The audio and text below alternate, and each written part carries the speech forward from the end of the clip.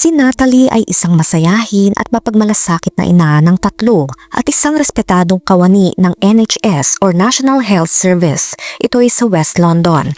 Kilala rin siya sa kanyang talento sa sining.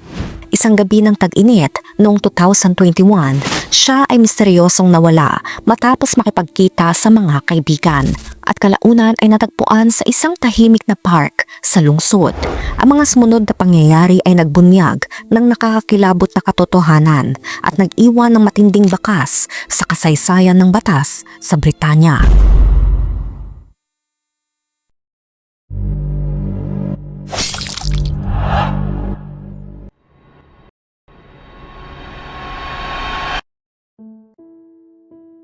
Noong July 2021 sa Londres, ang kabisera ng Inglaterra ay nagsimula ang isang trahedyang mahirap malimutan.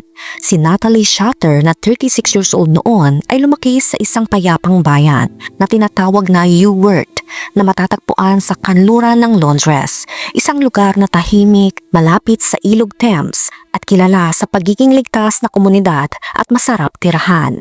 Si Natalie ay lumaki sa isang mayamang pamilya, kasama ang kanyang mga magulang na sina Cass at Andrew at ang kanyang bunsong kapatid na si Harry. Mula pa noon, napakalapit na ni Natalie sa kanyang ina. Kahit matanda na siya, hindi nawawala ang ugnayan nila. Tila ba ang kanyang ina pa rin ang kanyang sandigan sa bawat pagsubok ng buhay.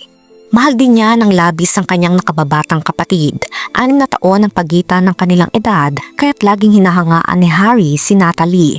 Isa itong ugnayang puno ng pagmamahal, paggabay at tiwala. Bilang bata, si Natalie ay malikhain, mausisa at puno ng energy. Mahilig siya mag-drawing, lumangoy sa dagat at maglaro sa buhangin. Isa siyang bata na punong-puno ng pangarap at hindi ito basta-basta lang sa imahinasyon. Pagdating niya sa edad na 12 years old, nagpakitang gilas siya sa teatro. Gumanap bilang Eponine sa sikat na dula na Les Miserables. Sa murang edad pa lang, napansin na ang kanyang talento sa pag-arte. Dahil dito, pumasok siya sa isa sa pinakaprestiyosong paaralan ng sining sa Inglaterra, ang Brit School, kung saan nagsimula ang kanyang landas patungo sa pagiging profesional na artista. Sa simula, naging matagumpay siya sa ilang mga telebisyon at patalastas, pero kalaunan pinili niyang talikuran ang spotlight upang tumahak ng mas makabuluhang landas. Matapos niya magtrabaho sa isang organisasyong tumututok sa mga may sakit sa puso, lumipat naman si Natalie sa Alzheimer's Society, isang samahan na layuning pondohan ng pananaliksik ukol sa sakit na Alzheimer. Isa itong larangan na malapit sa puso niya, lalo na't ang kanyang ina ay isang cardiologist. Kaya hindi na rin nakakapagtaka kung bakit ganito ang direksyon ng kanyang career. Hindi nagtagal, pumasok na siya sa larangan ng hospital work. Nagsimulang magtrabaho si Natalie sa Middlesex Hospital sa London, kung saan siya ay naging bahagi ng admin team ng radiology department. Sa labas ng kanyang propesyon, may sarili rin siyang masayang pamilya. Nakatira siya sa Enstone kasama ang kanyang partner na si Anthony at ang kanilang 3 anak, 2 binatilyo na may edad 14 at 15 years old at ang kanilang bunsong anak na babae na 1 year and 9 months pa lamang. Ngunit tulad ng maraming ina, hindi rin siya nakaligtas sa hirap ng postpartum depression. Ito'y matapos isilang ang kanyang bunsong anak. Ito'y isang kondisyon na bagamat bihirang pag-usapan ay karaniwan at mabigat para sa maraming kababaihan, lalo pat ang kanyang panganganak ay naganap sa gitna ng pandemya. Sa panahon ng mahigpit na lockdown, kung kailan walang sino man ang maaring dumalaw, walang pisikal na suporta mula sa pamilya at walang paraan upang makatakas mula sa kalungkutan. Kahit ang kanyang ina na siyang pinakamalapit niyang kasama sa buhay ay hindi rin siya agad nadalaw matapos manganak. Dahil nagtatrabaho ito sa ospital, pinili ng ina ni Natalie na manatiling malayo upang hindi siya mailagay sa panganib. Isang napakasakit na desisyon para sa isang bagong ina. Dumaan si Natalie sa mga araw ng pag-iisa, ngunit hindi siya nagpatalo. Sa kabila ng lahat ng ito, pinilit niyang bumangon muli. Noong taong 2021, nagsimula siyang gumawa ng mga hakbang upang maibalik ang kanyang sigla at saya. Nagpa-schedule siya ng appointment sa isang psychologist para sa susunod na linggo. Isang senyales na handa na siyang muling harapin ang buhay. At noong July 17, iniwan niya muna ang mga bata sa pangangalaga ng kanilang ama at lumabas upang magpahinga at magsaya kahit sandali. Tinungo niya ang South Hall, isang masiglang bahagi ng London na kilala sa multicultural community at masarap na pagkain. Hindi niya alam na ang gabing iyon ay magiging simula ng isang hindi inaasahang trahedya. Si Natalie ay nagpunta nga sa Southall upang makipagkita sa ilang kaibigan. Ang Southall ay isang lugar sa London na kilala rin bilang Little India dahil sa napakaraming residente at negosyong pinamumunuan ng mga pamilyang mula sa India. Hindi ito ang karaniwang lugar na pinupuntahan ni Natalie, pero dahil malapit lang ito sa kanilang tinitirhan, hindi na rin nakakapagtaka kung bakit niya napiling pumunta roon. Ang Southall ay kilala sa masiglang komunidad at makukulay na kalsada, maraming Indian restaurant, tindahan ng mga pampalasa at malalakas ang tunog ng musika mula sa bawat kanto. Tuwing Sabado ng gabi ang lugar ay buhay na buhay. Puno ang mga bar at nightclub, nagkakantahan ng mga tao, nagdiriwang matapos ang isang buong linggong trabaho. At tulad ng karamihan, si Natalie ay nakisaya rin. Nakita niya mga tao na sumasayaw sa lansangan, nakikipagkwentuhan sa mga estranghero at nakikitugtog sa mga taong may hawak ng tambol at gitara. May kaunting ininom si Natalie, pero ayon sa mga nakasaksi, siya ay masaya at tila muling nahanap ang sigla na matagal na niyang hinahanap. Habang lumalalim ang gabi, may isang lalaking hindi niya kilala ang nakipagkilala sa kanya. Mabait ang pakikitungo ng lalaki at tila pareho silang nagkagaanan ng loob. Nagdesisyon silang umupo sa isang bangko sa loob ng Southall Park, isang malawak at tahimik na parke na may sukat na halos 10 ektarya. Habang nag-uusap sila, nag-alok ang lalaki kay Natalie ng bawal na substance na kilala rin bilang poppers. Para sa mga hindi pamilyar, ang poppers ay isang likidong chemical na nasa maliit na bote na karaniwang ginagamit bilang panglinis o air freshener. Ngunit madalas ginagamit sa mga party o sa mga okasyon para magbigay ng panandali ang pakiramdam ng high o euphoria. Sa kabila ng lahat, tinanggap ni Natalie ang alok at ito ang simula ng isang gabi na tila nagbago ng direksyon. Ang lalaking kasama ni Natalie ng gabing iyon ay walang masamang intensyon. Gusto lang niya makaramdam ng saya gamit ang poppers, gaya ng ibang mga taong pumaparty. Ngunit ang hindi niya naisip ay ang pisikal na kalagayan ni Natalie. Kaunting alak pa lang ay madali na siyang tamaan. Lalo na pinagsama pa ang alak at ang epekto ng poppers. Hindi ito naging magandang kombinasyon para sa kanya. Bigla siyang nakaramdam ng pagkahilo at sinabi sa lalaki na kailangan niyang mahiga muna. Humiga nga siya sa bangkong inuupuan nila sa loob ng parke at sa ilang saglit ay nakatulog ito. Sinubukan pa siyang gisingin at kausapin ng lalaki ngunit hindi siya tumutugon. Dahil dito, nag-alala ang lalaki. Sa kanyang pag-aalala, tumakbo siya palabas ng parke upang humanap ng tulong. Sa kanyang pagtakbo, nakasalubong niya ang 2 pulis at dali-daling ipinaliwanag ang nangyari. Anya, may kasama po akong babae, nawalan siya ng malay. Lasing siya, baka kailangan ng tulong. Ngunit, ang 2 pulis na iyon ay kasalukuyang abala sa isang operasyon, kaya't hindi sila makaresponde. Ngunit pinayuhan siyang tumawag sa emergency hotline upang humingi ng tulong mula sa ibang unit.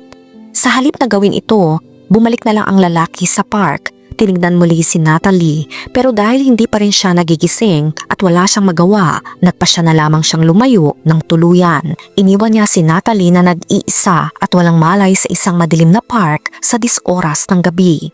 Tahimik at walang sino mang makakatulong agad at sa madilim na sulok ng park, may isang lalaking lihim na sumusubaybay sa kanila.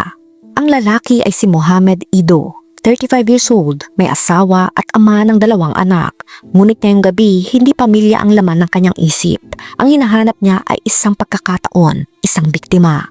Nakita niya si Natalie, mag-isa at walang malay. Hindi siya naawa.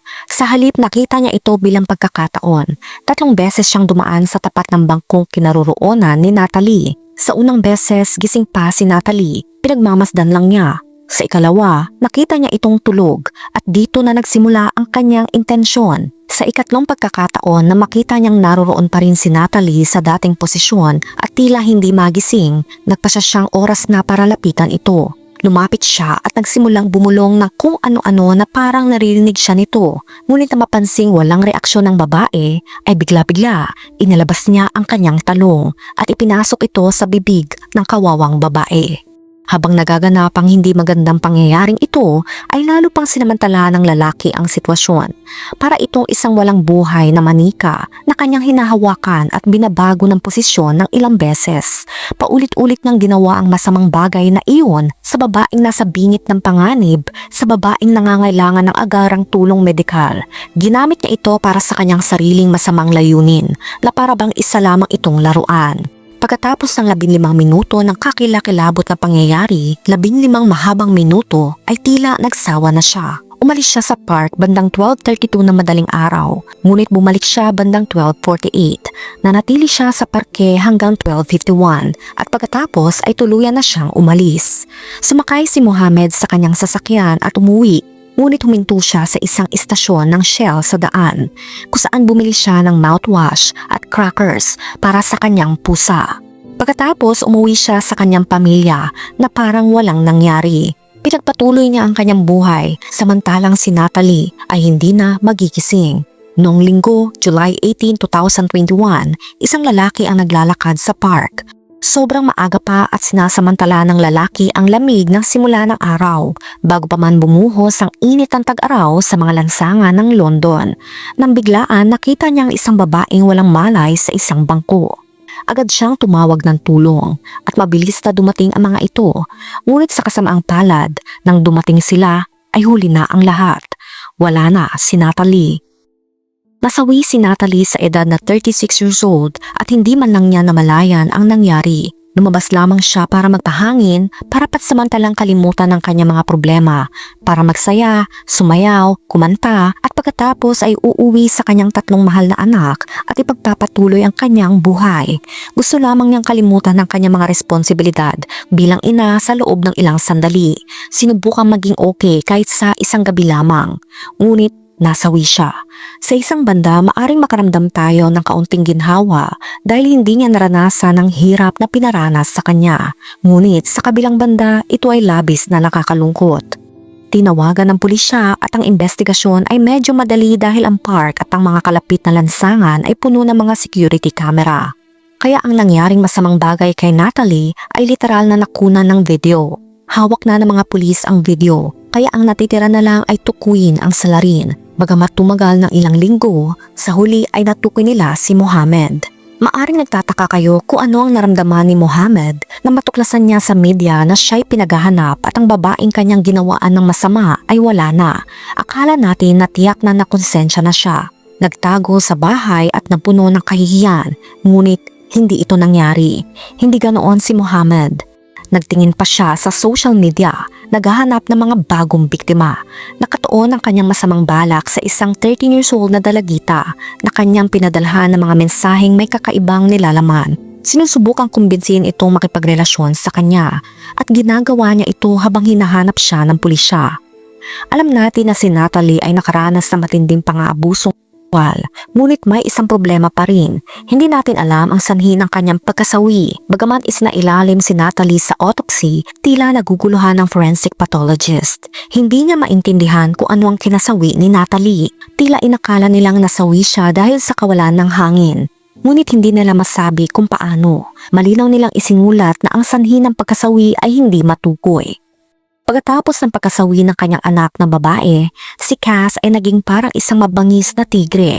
Sinabi niya na dahil wala ng pagkakataon si Natalie na magsalita, tungkulin niya maging tinig ng kanyang anak at ipaglaban ng hustisya. At mayroon siyang isang matinding kutob na si Mohammed, ang tanging responsable sa pagkasawi ng kanyang anak. Kaya't walang tigil niyang kinukulit ang mga pulis. Talagang hiniling niya na magsagawa ng panibagong autopsy at sa huli ay pumayag naman sila.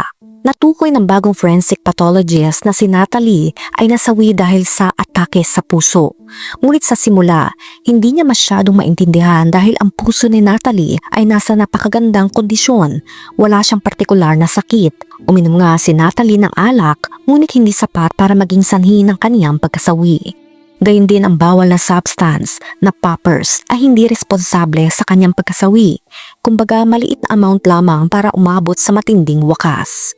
Sa huli natuklasan niya na si Natalie ay nasawi dahil sa vagal inhibition. Susubukan kong ipaliwanag ito sa pinakasimpleng paraan. Paumanhin kung magkamali ako sa aking paliwanag. Ang nasabing syndrome ay maaring mangyaring kadalasan kapag ang isang tao ay kumakain at bigla na lamang babagsak sa lupa. Karaniwang iniisip ng mga nakapaligid na ito ay inuubo o nabilaukan, ngunit hindi. Ito ay isang bagay na napakabihirang mangyari, kaya kahit ang mga doktor ay pinagkakamalan itong atake sa puso. Madalas na may mga pagkakamali sa panahon ng autopsy, kaya hindi nakakapagtaka na nagkaroon ng pagkakamali sa autopsy ni Natalie dahil nga madalas itong mangyari. Ang nangyayari ay ang kinain na pagkain o maging ang iniinom na likido ay magiging sanhi ng sobrang pag-excite ng mga vagus nerve sa likod ng lalamunan. Ang mga nerves na ito ay magsisimulang mag-dysfunction at magpapadala ng maling mga mensahe sa katawan at utak na magreresulta sa pagbagal ng tibok ng puso o tuluyang paghinto nito, kaya ang tao ay maaring masawi. Kay Natalie naman, ang syndrome na ito ay naging sanhi ng sapilitang pagsubo na ginawa ni Mohammed. Bagamat ang pag-inom ng alak ay nagpapataas ang posibilidad na mangyari ang syndrome na ito, kung hindi ginalaw ni Mohammed si Natalie ay buhay pa sana siya. Kaya ang konklusyon ng forensic pathologist ay ang sanhi ng pagkasawi ay ang sapilitang pagsubo. Kaya nagbago ang lahat sa investigasyon. Hindi na lamang kinasuhan si Mohammed para sa na pang-aabuso na ginawa niya kay Natalie, kundi pati na rin sa pagpaslang. Sa paglilitis, ang forensic pathologist ang naging pangunahing saksi. Nagkaroon siya ng napakahalagang papel. Kinailangan niyang ipaliwanag ng mabuti sa hurado kung paano naging responsable si Mohammed sa pagkasawi ni Natalie. Hindi ito madali at ito ang unang pagkakataon sa England na may nasawi sa ganitong paraan. Kaya ang kasong ito ay nagkaroon ng napakahalagang papel at gayon din ng forensic pathologist. Dahil ang kasong ito at ang hatol ay maaring magsilbing batayan sa hinaharap para sa iba pang mga biktima. Sa paglilitis, si Mohammed ay nag-plead ng not guilty. Ngunit hindi rin siya nagsikap na ipagtanggol ang kanyang sarili. Wala siyang strategy sa depensa. Sinabi lamang niya na wala siyang ginawa. Ngunit sa interogasyon, nagsabi siya ng iba't ibang bersyon ng pangyayari. Sa kabuuan, 3 bersyon ang ibinigay niya.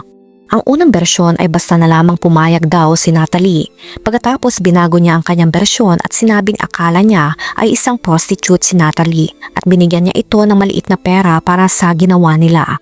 Ang dalawang bersyong ito ay pinabulaanan ng mga security camera, kaya kinailangan niyang baguhin ang kanyang bersyon ulit at sa huling bersyon ipinaliwanag ni Mohammed na nasawi na si Natalie nang ito'y kanyang abusuhin. Ang bersyong ito naman ay pinabulaanan ng ulat ng autopsy, kaya wala na siyang anumang alibi. Tiyak at walang duda na siya ay nagkasala. Hindi nagpakita si Mohammed ng anumang pagsisisi o emosyon sa panahon ng kanyang paglilitis. Pagkatapos ng 24 oras sa deliberasyon, idineklara ng hurado na siya ay nagkasala. Si Mohammed ay hinatulan ng habambuhay na pagkakabilanggo na may minimum na 10 years at 8 months na itinakdang panahon bago siya maaring humiling ng parol. Ngunit hindi natatapos dito ang kaso ni Natalie. Una, tungkol sa hatol, mga mahal sa buhay ni Natalie ay labis na nasiyahan sa hatol at sa parusang ipinataw kay Mohammed. Sinabi pa ng ina ni Natalie, si Cass, na sa wakas ay nagkaroon ng kahulugan ang pagkasawi ng kanyang anak dahil nakulong ang isang halimaw. Hindi niya kailanman tinawag si Mohammed sa kanyang pangalan. Tinatawag niya ito halimaw. Sinabi niya na kumbinsido siyang aatake pa rin ang lalaking ito sa iba pang mga babae kung hindi nasawi si Natalie. Kaya nakatulong si Natalie na mailigtas sa mga babaeng iyon. Gayunpaman, gusto ni Cass na maparusahan ng mga pulis na hindi tumugon nang humingi ng tulong ang lalaking tumawag sa kanila. Balak niyang ipaglaban ito kaya nagkaroon ng panloob na investigasyon ng pulisya tungkol dito. Ngunit ipinagtanggol sila ng pamunuan ng pulisya. Pinaliwanag nila na gagamitin nila ang kasong ito para subukang pagbutihin ang pagtugon sa mga biktima. Lubos silang nauunawaan na hindi naging sapat ang pagtugon kay Natalie noong gabing iyon at maaring nagawa sana nila ang mga bagay sa mas mahusay na paraan. Gayunpaman, hindi nila gustong sisihin ng 2 pulis na nasasangkot. Sa kanilang pananaw, wala silang ginawang pagkakamali dahil sa abala na sila sa isang operasyon. Hindi nila maaring iwanan ang kanilang operasyon para puntahan si Natalie. Lalo na't nang lapitan sila ng lalaki, hindi naman nanganganib ang buhay ni Natalie. Lasing lamang siya ng sobra. Sinabi ni Cass na hindi niya ito palalampasin. Para sa kanya, malinaw na responsable ang mga ito. Direkta niyang sinabi na ang mga ito ay mga misogynist na sadyang piniling huwag tulungan si Natalie. At kung nakialam sila, hindi sana ito nasawi. kaya gusto niyang mahatulan sila. Nagsampa siya ng mga legal na hakbang laban sa kanila, ngunit kasalukuyan pa rin nagpapatuloy ang mga ito kaya wala pa tayong resulta. Hindi natin alam kung nahatulan ba sila o hindi, ngunit determinado si Cass. Mayroon ding isa pang pulis na nasangkot sa kontrobersya dahil sa kasong ito. Ang pulis na ito ay nagngangalang Dame Espinal da Encarnacion or Encarnacao. Siya ay isang pulis na nagtatrabaho sa isang unit na dalubhasa sa malalang kaso ng sexual na karahasan. Natagpuan sa cellphone ng pulis na ito ang dalawang video. Isang video ng labi ni Natalie sa park at isa pang video ng isa pang biktima na nakaranas ng sexual na karahasan. Ang tanging alam natin ay nakuha ng lalaking ito ang mga video para ibahagi sa mga private groups na talagang pinagpapawal sa pulisya. Ngunit hindi natin alam kung hanggang saan ang kanyang pag-share dahil patuloy pa rin ang investigasyon. Sinuspinde ang lalaking ito sa kanyang tungkulin bilang pulis at kinasuhan ng misconduct in public office. Ang tiyak ay nagdulot ito ng karagdagang stress at kalungkutan sa mga mahal sa buhay ni Natalie dahil sinabi sa kanila ang investigasyon sa pulis na ito kinabukasan pagkatapos ng pagkasawi ni Natalie. Ilang taon na ang nakalipas mula nang lumaki ang mga anak ni Natalie nang wala siya. Nakapagtapos na ng high school ang kanyang mga lalaki, ngunit wala siya roon para batiin sila. Nagkaroon ng unang araw sa paaralan ng kanyang anak na babae, ngunit wala siya roon para samahan ito. At bago pa man siya masawi, inihanda na ni Natalie ang lahat para sa mga darating na kaarawan ng kanyang mga anak. Ngunit wala na siya roon para ipagdiwang ito kasama nila. Ikaw, anong masasabi mo sa kwento natin ngayon? Let me know sa comment section. Kung nakaabot ka sa video na ito ay maraming salamat. Huwag kalimutan mag-like, share, subscribe, and turn on the notification. Ingat ka palagi! Ciao!